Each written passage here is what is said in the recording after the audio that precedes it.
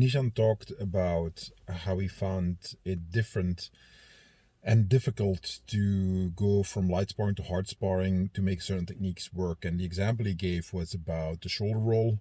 When the punch is aimed in light sparring at his shoulder, is that then it works, but when it's harder sparring, that he has a hard time then making it work when a punch comes at the face. Um, this is something I've seen happen a lot and is hard to work around. So I need to set several points up before I can get to the point that I want to make. I have to put a bunch of elements on the table first. So the first thing is that we're always doing some sort of simulation. We're always doing simulation training. Training is never real unless it's the real thing. So there's always a compromise somewhere. When we spar, we put on protective gear, we put on gloves, shin guards, and so on, headgear even maybe. That changes things. When you spar with big 14 16 ounce gloves, just especially if you're a heavyweight, it's a far cry from doing the same thing with 8-ounce gloves or MMA gloves. It's the punches land different. It's not the same. The size of the glove also means that how you block, how you can cover changes radically. So if you have a 16-ounce glove, you can maybe block like this. With an MMA glove, you block like that, you're gonna get rattled. It's gonna hurt. So you have to bring the elbow up much higher and block differently. So that's what I mean with the compromise. There's always a compromise somewhere to avoid injury, because if there's no difference between training and reality and the actual fight, then it's going to be people getting knocked out and killed the whole time, regardless of what it is. If there's no if you do weapon sparring, let's say, in the art that you do, and there's no rules, regulations, and limitations on what you can do, somebody's going to die. If you do full contact combat sports, and in training there's no holding back, there's no rules, limitations, and so on, somebody's gonna get knocked out and injured. So you don't do that in training, preferably. And I know some people still do, and it's again, CTE is real. You want to have your brain functioning when you're 40 or 50. But overall, we're getting to a point, I think, that more and more coaches start to understand this. So how can you then train in a way that does not create that amount of damage and danger and risk, and still get to a place where you acquire certain skills that actually do work when you're sparring hard or in an actual fight? That's a good question. It starts at many different places, and the main one is starting with having a framework and principles in your training that underpin everything that you do. For instance, we're talking about combat sports. In my MMA class, what I teach is that we have a bunch of basic techniques, but we have principles. One of the guiding principles is that you have to be able to generate and deal with forward pressure. You have to generate forward pressure. You have to be able to deal with it when it comes your way. If you fail in either one of those, or if you fail in both of these, it's going to be hard for you to win a fight. Why? If you do not generate forward pressure enough, your opponent can ignore that whatever you're doing to him, because he knows that he can take it. And if you don't have enough forward pressure, he can just say, like, okay, I can just wade through this, just go right at the guy and take it on my guard, or even take a punch to the face, because I know it's not going to hurt me too bad, and that I'm close enough and I can do whatever I want. If you cannot handle forward pressure, you are on the opposite side of that scenario. Even if you have a strong attack that generates a lot of forward pressure, but when he defends correctly and comes at you and you're overwhelmed by the pressure that it puts on you, yeah, well then, it's you're not going to last. You won't be able to take the damage that it puts upon you, because you just can't handle that forward pressure. As a side note, why forward pressure? Well, where else is it going to go? There's two guys in a ring or an octagon or on a mat. They're hitting each other. It's going towards the other guy. the guy standing in front of you is not punching at the ref. At least he shouldn't, and usually they don't. But he's punching at you, so it's coming straight at you.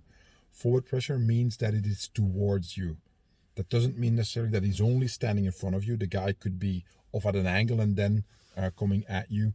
So it's towards you, and your pressure is towards him wherever he is in the arena at that point in time.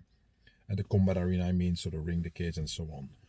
Well, if you don't have these founding principles that are basically the everything we do in my MMA class starts from that principle.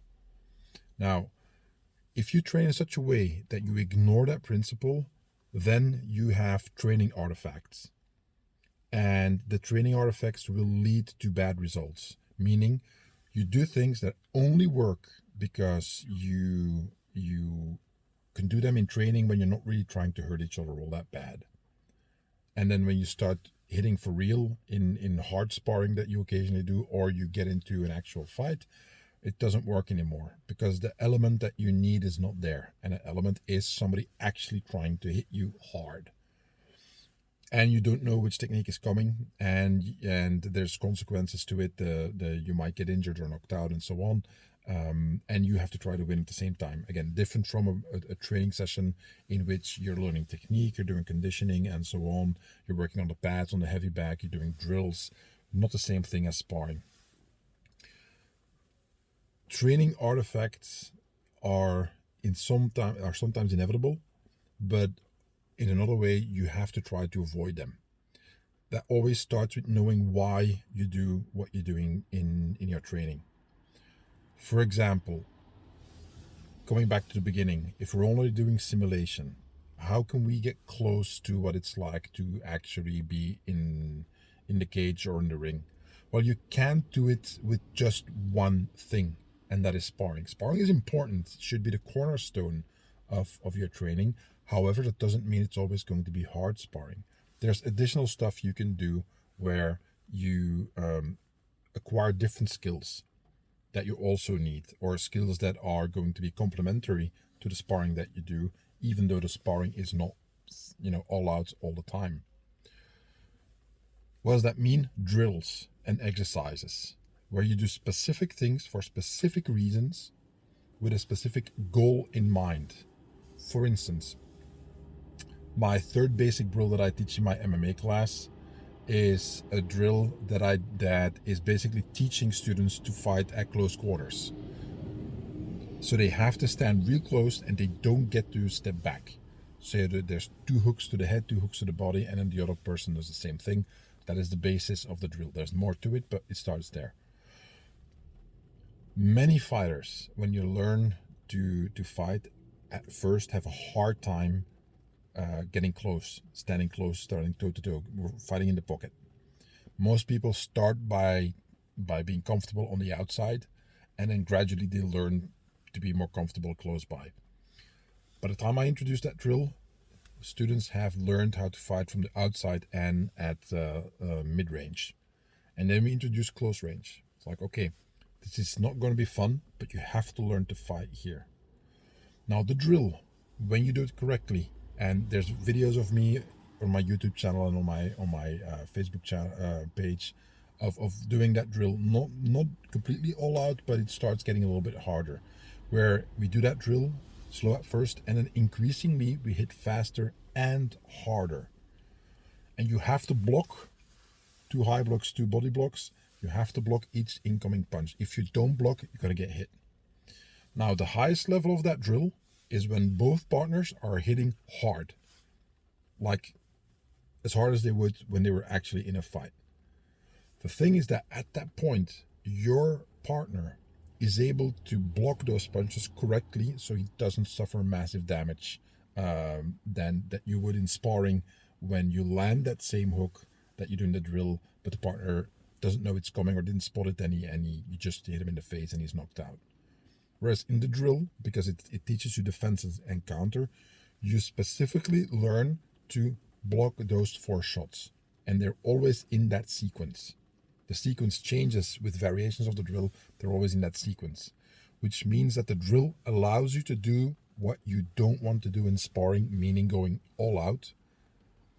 But it at the same time teaches you what you need when you are sparring and it's hard, or when you're in an actual fight, meaning the intensity level is extremely high. You don't start there, you work your way up there.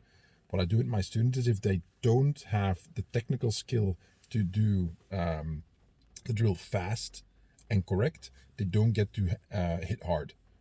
It's only when they can keep up doing the drill faster and technically correct that I let them hit harder.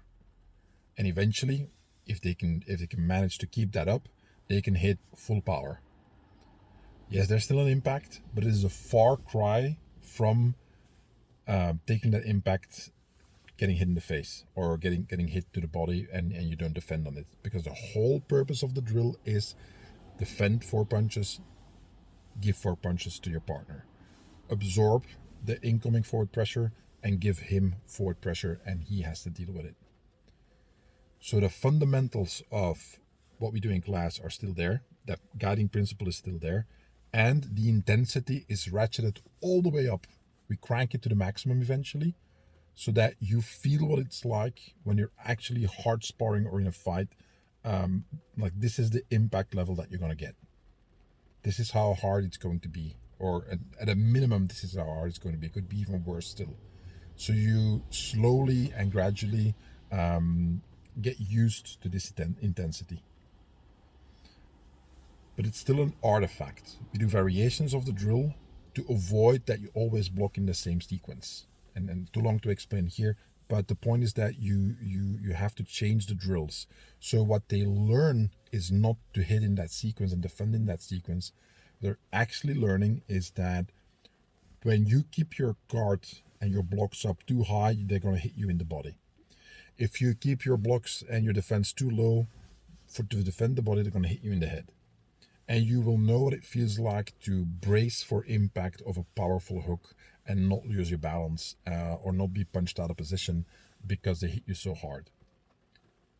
Those are the things we're actually ingraining. It's not about the sequence, because the sequence will change. And as with every drill, you have to learn to break out of the drill. That is a critical component of drilling, is not just doing the drill by rote, but becoming spontaneous with your techniques by breaking out of the drill, which is a long discussion for something else. Bringing it all back together a little bit, the point is that it's very easy if you say, you want to do the shoulder roll, and when you're light sparring, you guys aim at the shoulder. Well, that is a training artifact. For safety, you don't hit where you would normally hit. If you start getting punched to the face and you try to shoulder roll there, it is a different technique. It's not the same technique. So you can't expect the techniques that you do when you aim at one target to also work automatically in the same way when you aim them at a different target. That is why in my drills, when I teach them, students have to hit the targets they would hit in an actual fight as well.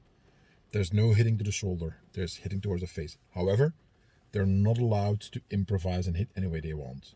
The partner knows what is coming at him. However, it's coming at him full speed, full force, good technique.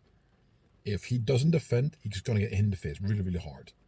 But because he knows what's coming, he can actually practice his defense and defend the way he would have to defend when it's an actual fight or a hard sparring session.